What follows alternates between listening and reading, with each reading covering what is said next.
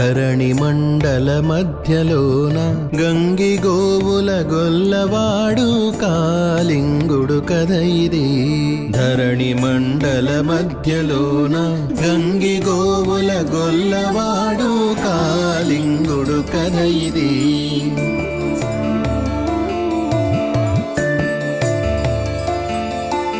మావి చెట్టు నీడలోన వేణువూదుతు గొల్లవాడు చుట్టూ నిలిచిన ఆవులను రండి రండని పిలిచెను.